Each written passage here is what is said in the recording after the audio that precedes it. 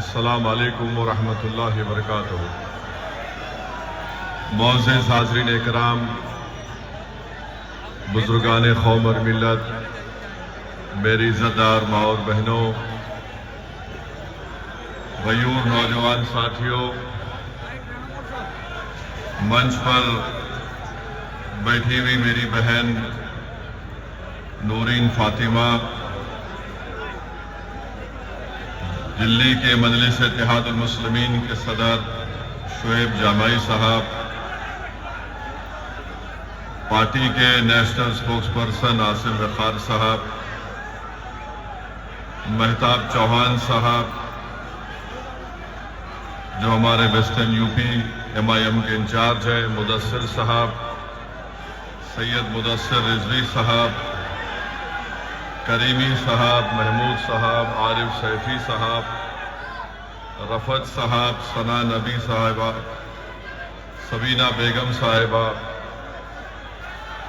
मेरे अजीज दोस्तों और बुजुर्गों, मैं आप तमाम का शुक्रगुजार हूं कि आपने अपना कीमती वक्त निकालकर आज यहां पर शिफाउर रहमान साहब के इंतखाबी जलसे में आपने शिरकत की और इतनी बड़ी तादाद में हमारी माँ और बहनों का, आप तमाम का, बुजुर्गों का जमा होना नौजवानों के साथ यकीनन इस बात का पैगाम देता है कि इंशाअल्लाह ताला ओखला में अब की बार जालिम कामयाब नहीं होगा, मजलूम कामयाब होगा इंशाअल्लाह। अब की बार ओखला में फिरौन का साथी कामयाब नहीं होगा, बल्कि मूसा का साथी कामयाब होगा।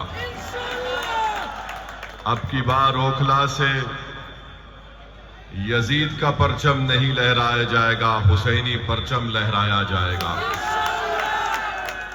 अब की बार ओखला से झूठों को कामयाब होने नहीं देंगे, सच्चाई को कामयाब करेंगे।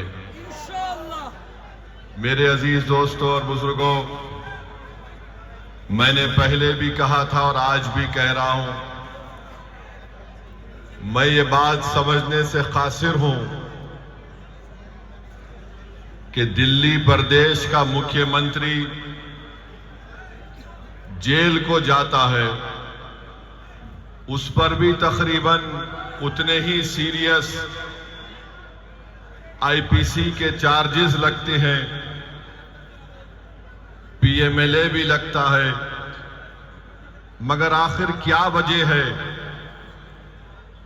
कि सिसोदिया पर भी शराब का इल्जाम, केजरीवाल पर भी शराब का इल्जाम, जैन पर इल्जाम, खुद ओखला के आम आदमी पार्टी के मौजूदा MLA जो अनकरीब रिटायर होने जा रहे हैं इंशाअल्लाह, उनको भी जेल में डाला गया। ये 4 जेल को जाते हैं और ऐसा जाकर निकलते हैं कि जैसा कोई अपने ससुराल में जाकर मुंह दिखाई करके आ गया। 6 महीने मुख्यमंत्री केजरीवाल जेल में रहे, 6 महीने के बाद उनको बेल मिल गई। सिसोदिया 12-15 महीने रहे, बेल मिल गई। जैन काफी लंबा अरसा रहे, जेल मिल गई।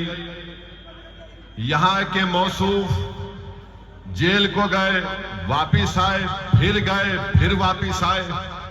आखिर इनके पास ऐसी कौन सी जादू की छड़ी है जो शिफा के पास नहीं है? आखिर ये क्या वजह है कि इनको इंसाफ मिल जाता है, इनके घर वाले इनसे महरूम नहीं होते, इनके चाहने वाले इनसे महरूम नहीं होते? अगर आज हमारी बहन शिफा की तड़प में आपके दरमियान में आकर कह रही है, तो हमारी बहन को भी वही हक हासिल है जो केजरीवाल की बीवी को भी हासिल है। याद रखो, अगर केजरीवाल की बीवी को तकलीफ हुई और केजरीवाल वापस आ गया, तो नौरीन का हस्बैंड वापस क्यों नहीं आया 5 साल में? अगर सिसोदिया के घर वाले परेशान हैं तो क्या सिसोदिया, केजरीवाल और यहां के घर वालों की परेशानी शिफा और ताहिर हुसैन की तकलीफ से ज्यादा हो सकती है? क्या दोनों इंसान नहीं हैं? ये बात आपको गौर करना पड़ेगा। इंसाफ सबसे होना चाहिए। यहां मुकदमा चलता नहीं है, वहां मुकदमे की हियरिंग हो जाती है। यहां पर टाइम पे टाइम लिया जाता है, वहां पर बेल पे बेल दी जाती है। तो मेरे अजीज दोस्तों, मेरी इज्जतदार मां और बहनों, ये बात आपको समझना बहुत जरूरी है। दूसरी बात यह है कि मजलिस पर इल्जाम कि मजलिस ने क्यों दिया शिफा को। अरे याद रखो, अगर चुनाव फिर होगा फिर शिफा को देंगे, या जो जेल में बैठा है वो मजलूम है तो उसको टिकट देंगे। ये मजलिस की पॉलिसी है। हम चाहते ही है कि जो जिसको दबाया जा रहा है, जिसको तुम एंटी नेशनल कहते हो, हम उसको नेशनलिस्ट कहेंगे। जिसको तुम कम्युनल कहते, उसको हम सेकुलर कहेंगे। तुम्हारा एजेंडा हम कबूल करने को तैयार नहीं है। ना केजरीवाल का एजेंडा कबूल करेंगे, ना मोदी का एजेंडा कबूल करेंगे। हम अपना एजेंडा तय करके जनता में आए हैं और जनता से कह रहे हैं कि अब की बार ओखला से शिफा को आपको कामयाब करना है। इसलिए कामयाब करना है कि एक पैगाम देना है उन वक्त के फिरौनों को कि तुमने जुल्म किया, तुमने ऐसे कई नौजवान बच्चे और बच्चियों को जेल में डालकर उनकी जिंदगियों को बर्बाद कर दिया। वो मासूम बच्चे ताहिर हुसैन आज वापस आए। जब ताहिर हुसैन जेल को गए थे, उनका बेटा मुझसे कह रहा था कि सद साहब, मेरी उम्र 15 साल की थी, मैं 5 साल में एक मर्तबा भी अपने अब्बू का हाथ पकड़कर महसूस नहीं किया। आज 5 साल के बाद मेरे अब्बू सुप्रीम कोर्ट के ऑर्डर पर आए हैं। तो मैंने पूछा, क्या किया तुमने पहली मर्तबा? तो कहा कि मैंने अपने अब्बू का हाथ पकड़कर उसको महसूस किया कि मेरे अब्बू हैं। ये हाल करके रख दिया गया है और तुम बोलते कि मजलिस फिरका परस्ती करती है। अरे केजरीवाल, तुम्हारी जबान पर शिफा का नाम क्यों नहीं आता? तुम्हारी जबान पर ताहिर हुसैन का नाम क्यों नहीं आता? तुम्हारी जबान पर सैफी का नाम क्यों नहीं आता? अरे क्या जुल्म किया था इन्होंने? तुम्हारी तरह शराब का कारोबार या पॉलिसी का ऐलान तो नहीं किया था इन्होंने। एक जालिम हुकूमत के काले कानून के खिलाफ एहतजाज हुआ था। वो एहतजाज भारत की तारीख का एक तारीखी सुनहरा एहतजाज था। जिस एहतजाज को हमारी मां और बहनों ने शुरू किया, उस एहतजाज ने सारे भारत के नौजवानों को, हमको एक हौसला दिया और सारे भारत में शुरू हो गया शाहीन बाग हम भी बनाएंगे, शाहीन बाग हम भी बनाएंगे। मैं सलाम करता हूं आपको, मगर आपसे कह रहा हूं, जब आपने अपनी ताकत और बलबूते के ऊपर बगैर किसी सियासी पार्टी की ताईद लिए तुमने सारे मुल्क को एक पैगाम दिया कि किस तरह जमहूरियत में एहतजाज होता है, आपने कामयाब एहतजाज चलाया। आज वही एहतजाज की जरूरत है। जेल का जवाब वोट से होगा, जुल्म का जवाब वोट से होगा और मजलूम का साथ देना है, जालिम का साथ देना नहीं है। याद रखो, अगर ये वक्त के इख्तिदार की कुर्सियों पर बैठने वालों को अगर आप फिरौन समझते हैं तो फिर मूसा का साथ देना पड़ेगा। अगर फिरौन को फिरौन समझते हैं तो मूसा का साथ देना पड़ेगा। सिर्फ ये नहीं कह सकते कि नहीं ये लोग जालिम है। अरे अगर जालिम है तो जालिम को कौन हरा सकता है, उसका साथ दो। जालिम को वोट देने से जालिम और मजलूम मजबूत होगा। अगर इन यजीदियों को हराना है तो आपको हुसैनी लश्कर के परचम को लहराना पड़ेगा। अगर आप इंसाफ चाहते हैं, मान सम्मान चाहते हैं, तो मेरी आपसे दरमंदाना अपील है कि आप शिफा के हक में 5 तारीख को अपना वोट दें। और याद रखो, लोग आकर इल्जाम लगाते हैं मुझ पर, ओवैसी ये ओवैसी वो। अरे मुझे कोई फर्क नहीं पड़ता, तुम जितना बोलना चाहते मेरे बारे में बोल दो, क्योंकि ना तुम मेरी खबर में आने वाले हो ना मैं तुम्हारी खबर में आने वाला हूं। जितनी तुम बकवास बकना चाहते बको, मगर प्यारे तेरी जबान तो तेरी है, मगर तेरा फ्रस्ट्रेशन जो तू निकाल रहा है वो केजरीवाल का निकाल रहा है। बोलो, जितना बोल सकते बोलो। अरे भारत में अगर सबसे ज्यादा गाली दी जाती है तो मुझे कोई बी टीम बोलता, कोई ये टीम बोलता, कोई बोलता कि उनसे मिल लिए, मगर जब भारत की पार्लियामेंट में 300 बीजेपी के एमपी के सामने अगर कोई अकेला खड़े होकर धारता है तो कौन करता है? CAA का कानून अगर किसी ने मोदी की आंखों में आंखें डालकर फाड़ा तो उसका नाम केजरीवाल नहीं था, ओवैसी था। ट्रिपल तलाक का गलत कानून को गलत कानून कहने वाला कौन था? केजरीवाल था या ओवैसी था? बताओ। UAPA का कानून बनाया गया तो क्या कांग्रेस पार्टी ने तारीख नहीं की? आज उसी UAPA के कानून जो 2019 में तरमीम की गई, उसी कानून में आज शिफा फंसा हुआ है, सैफी फंसा हुआ है, और आज आकर हम पर उंगलियां उठाते हैं। मेरे अजीज दोस्तों और बुजुर्गों, याद रखिए इत्तेहाद की कीमत, इत्तेहाद की अहमियत क्या होती है। एक बात समझाता हूं आपको। हरियाणा में एक बहुत बड़े बाबा हैं, राम रहीम कहते हैं उनको। सुना नाम आपने? राम रहीम उनका नाम। राम रहीम उनका, मुझे वो क्या करते मुझे उससे मतलब नहीं, मगर समझाने के लिए बता रहा हूं। वो बाबा राम रहीम के पीछे उनके लाखों चाहने वाले, जब कभी चुनाव आता राम रहीम को पेरोल पे छोड़ दिया जाता, और हम इतनी बड़ी तादाद में हैं, हम भीख मांग रहे 5 साल से कि शिफा को घर आना चाहिए। तुम में ताकत है मगर तुमको एहसास नहीं है। राम रहीम के पीछे उसके चाहने वाले लाखों, शायद 10-15 लाख होंगे, और उन 10-15 लाख के लिए हर बार उनको छोड़ा जाता है। सोचो तुम्हारी ताकत क्या है, तो सोचो तुम्हारी अहमियत क्या है।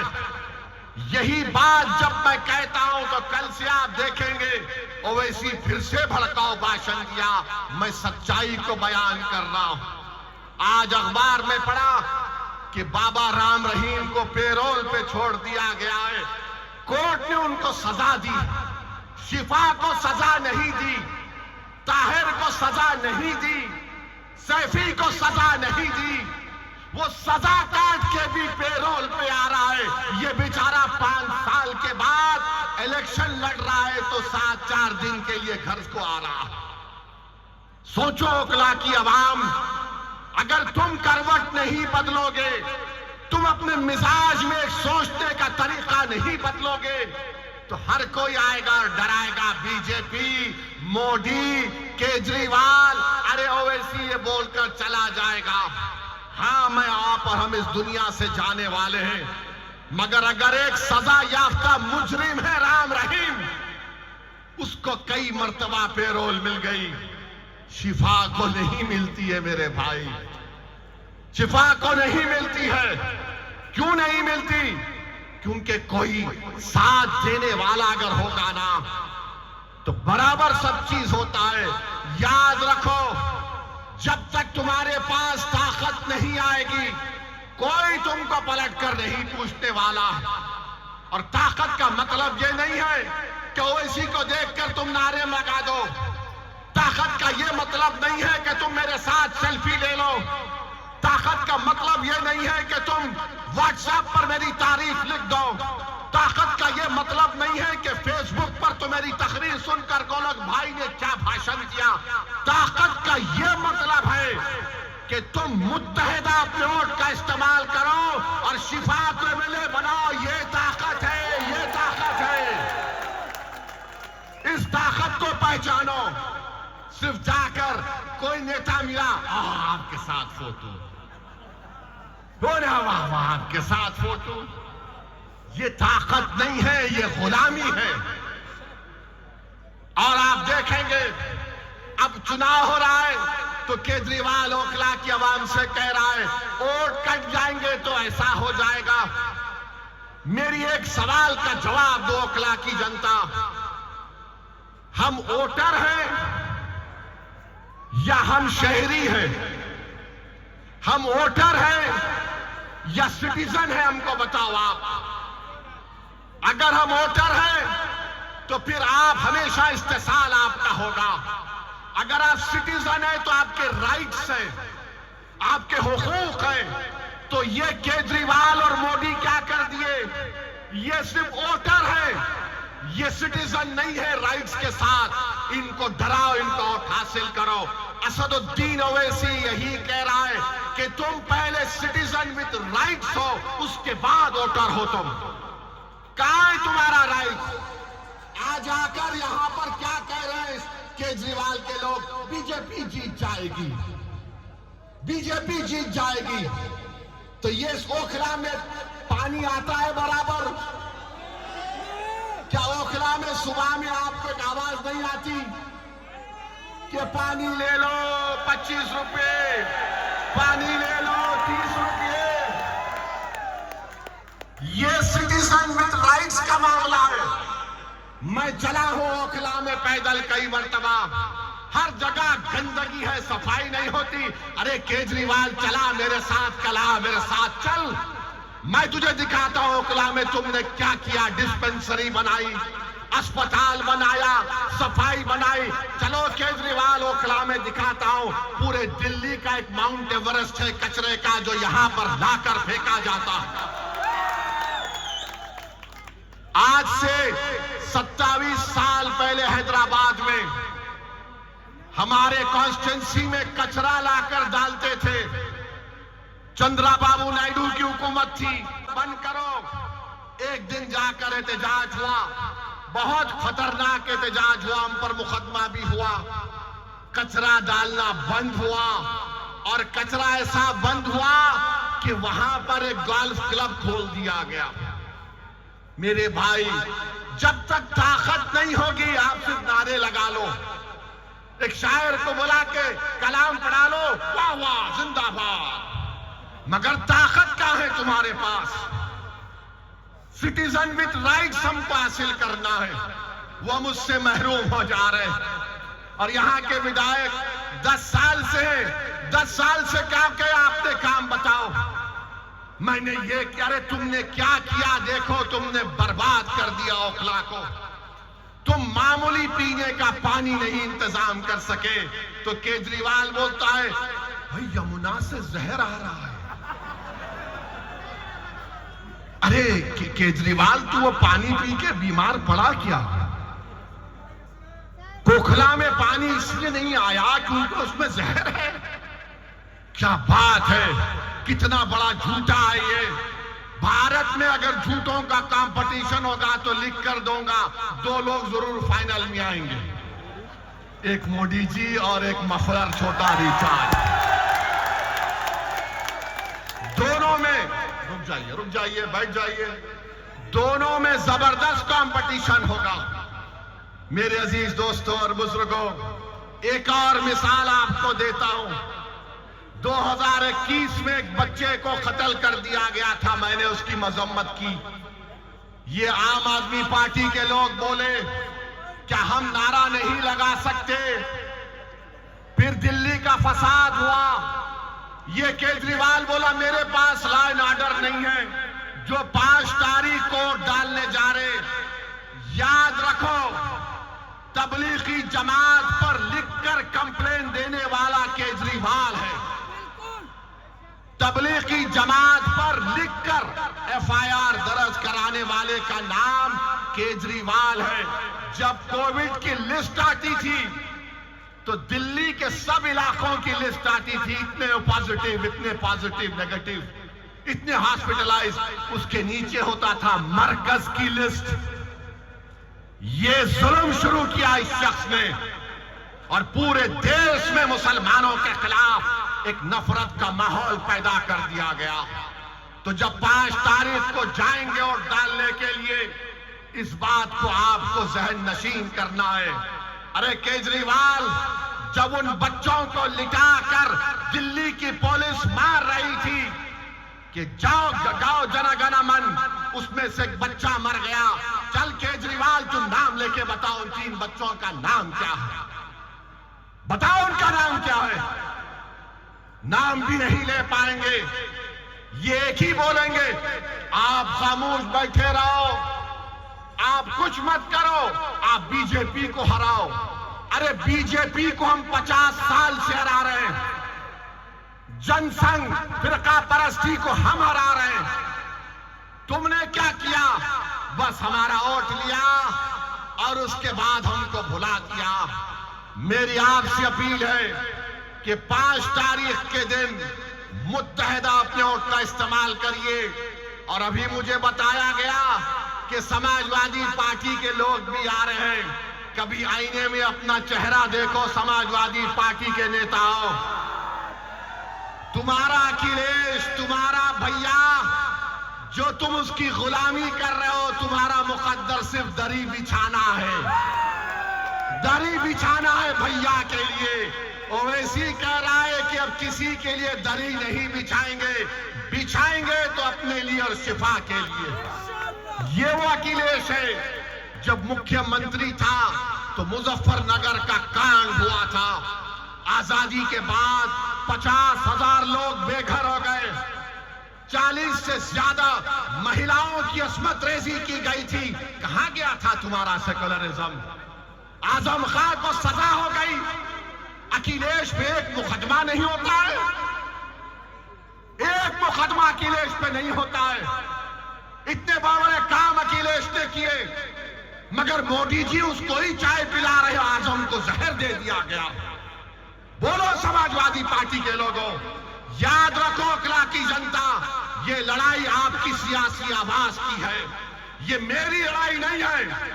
मैं मर मिटने को तैयार हूं, मगर आपकी लड़ाई है। आपका नेता पैदा हो, अगर आज शिफा नहीं जीतेगा तो कल को इन जालिमों के खिलाफ नहीं उठेगा। याद रखो, जालिमों को कमजोर करना है, इंसाफ को कामयाब करना है।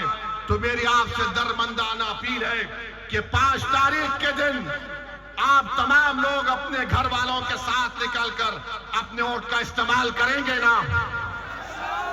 पतंग के निशान पर बटन दबाएंगे आप फिरौन को हराएंगे, आप फिरौन को हराएंगे, आप जालिम को हराएंगे, आप इंसाफ को कामयाब करेंगे।